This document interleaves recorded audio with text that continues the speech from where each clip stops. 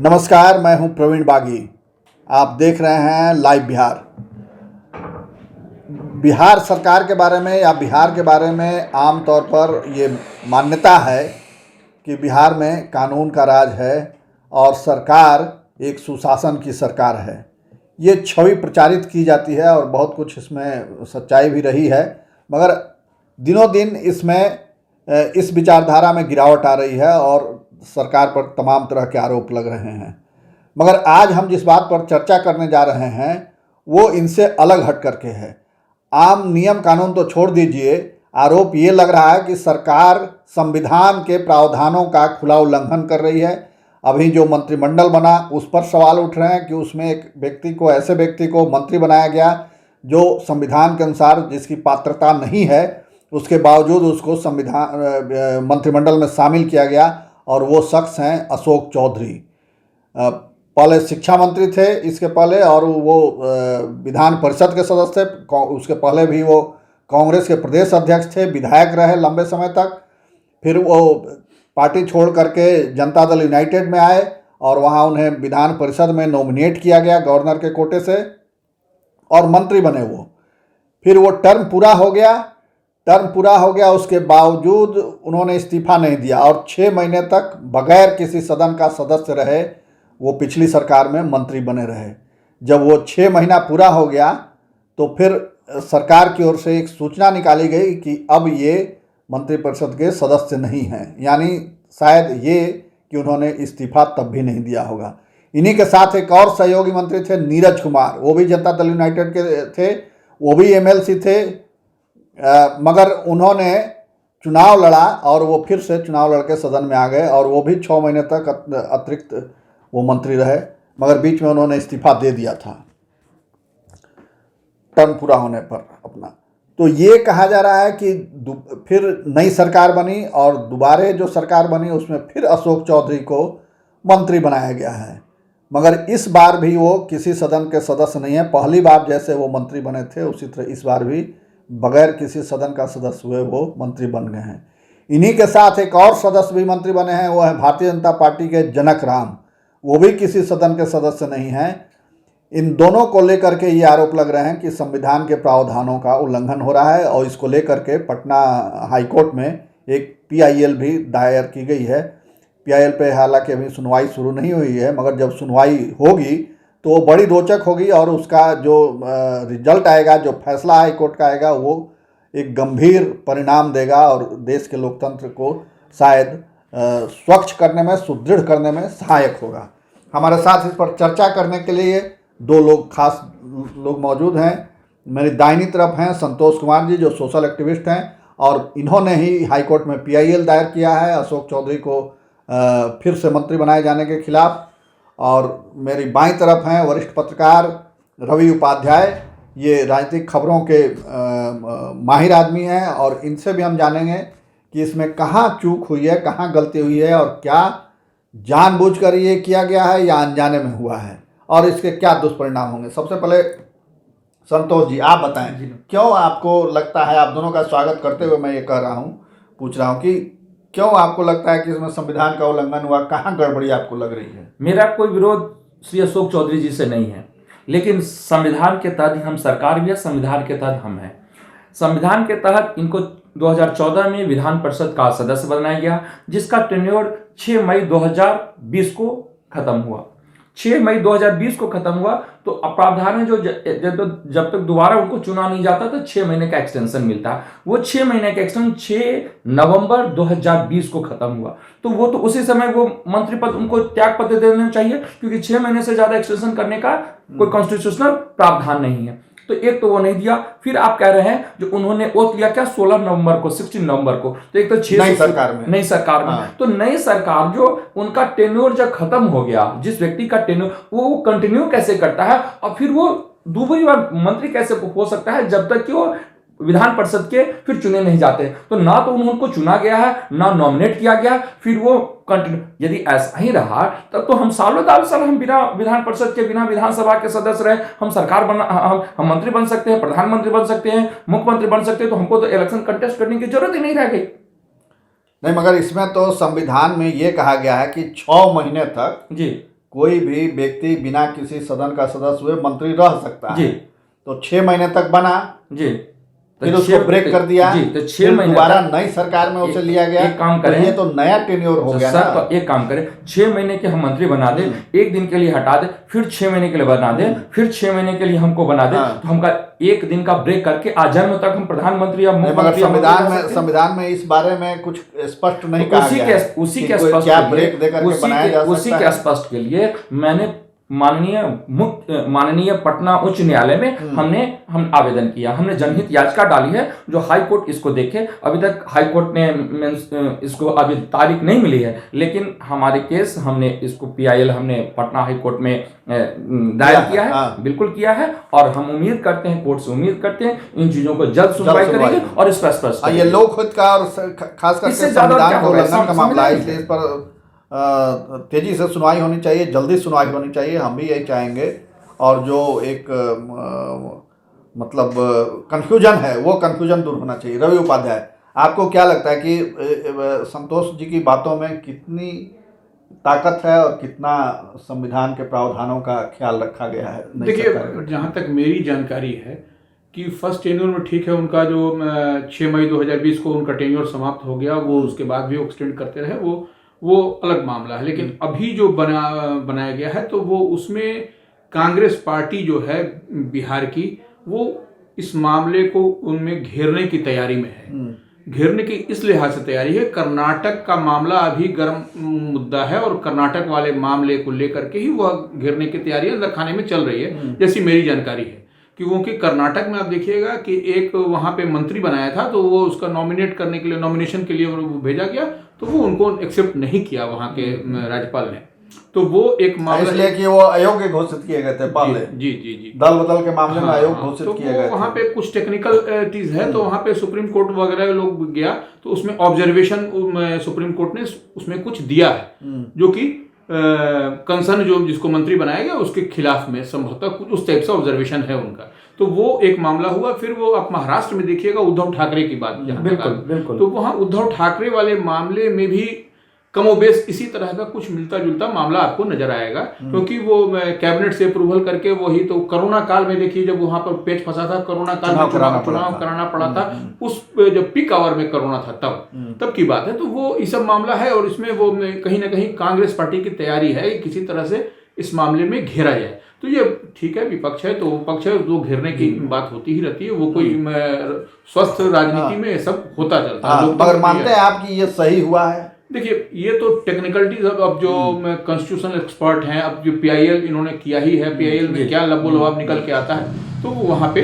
समझ में आएगा। लेकिन अब PIL किए हैं तो जरूर जब एक्सेप्ट हुआ है PIL तो हाई कोर्ट में, तो वो कहीं ना कहीं को आधार पे ही PIL एक्सेप्ट होता है। नहीं तो आजकल PIL भी देखिए बहुत, आजकल उसमें भी अब दंडित होने का प्रावधान है, उसमें भी बहुत सारा, उसमें भी हाई कोर्ट बहुत सारा कुछ मामला कर रखा है। तो ऐसे में PIL का एक्सेप्ट होना भी एक बड़ी बात मानी जा सकती है। मैं उसमें एक बात जोड़ना चाहूंगा, यदि ऐसा प्रावधान नहीं होता 6 महीने के बाद, तो 6 महीने के इनका क्या है, इनका 6 मई 2020 को इनका टेन्योर खत्म हुआ, इनको 6 महीने का एक्सटेंशन मिला। उसके बाद भी ये सरकार में इन्होंने शपथ लिया, अब कह रहे हैं कि आज अगला 6 महीना फिर में ये चुने जाएंगे। तो इससे क्या 6 महीने चुने, 6 महीने तो मंत्री रहेंगे, फिर एक दिन यदि मान लिया जाए ये ब्रेक कर दे, फिर 6 महीने के लिए इनको कर दे, तो हम 1 महीना यदि आप ही की बात मान ले, यदि इस टेक्नोलॉजी को जो हो रहा है हम उसी को एज इट इज ले ले, तो एक दिन को ब्रेक करके अनंत समय के लिए बना जा सकता है कि नहीं बना जा सकता है? क्योंकि विधानसभा भंग होता, विधान परिषद भंग नहीं होता है। चुनाव के लिए विधान सभा भंग होता है, विधान परिषद भंग नहीं होता है।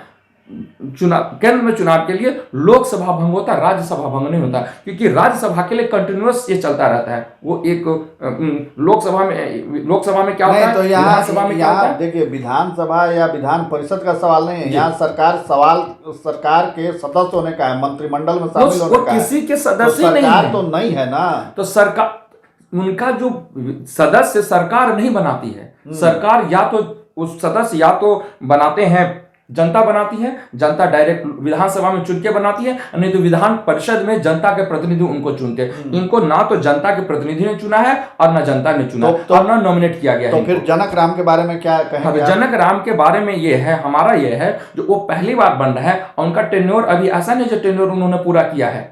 इनको 6 महीने के अंदर अपने सदस्यता लेना पड़ेगा। ये तो 6 महीने तक सदस्य नहीं लिए, तो 6 महीने तक इनको 6 महीने तक सदस्यता लेना पड़ेगा। अब आप यदि इसी तरीके से आप कहें, जिस सरकार में 6 महीने तक उन्होंने सदस्यता नहीं ली, वो सरकार तो खत्म हो गई। देखो सदस्यता सरकार में नहीं होती है।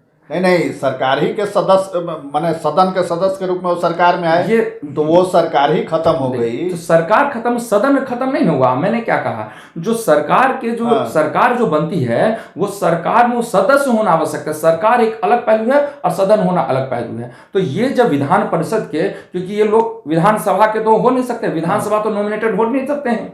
नहीं, मान लीजिए कि क्यों रवि, ये संभावना है कि कल को किसी विधायक को इस्तीफा दिला के उसके जगह खाली करा के इनको चुनाव लाया जाए। हाँ बिल्कुल, अगर यदि वो टेक्निकलिटीज में अगर आप जाइएगा, वो ऐसी बात होगी तो वो किसी विधायक को वो खड़ा माने ये करके ऐसा होता रहा। मेरा इसमें एक ही पॉइंट है, हम बिल्कुल हम आपकी बात से सहमत है। आप चाहे, हम चाहे, ये चाहे, यदि कैबिनेट चाहता है और लोकसभा के सारे सदस्य चाहेंगे तो प्रधानमंत्री हो सकते हैं, और हुए हैं।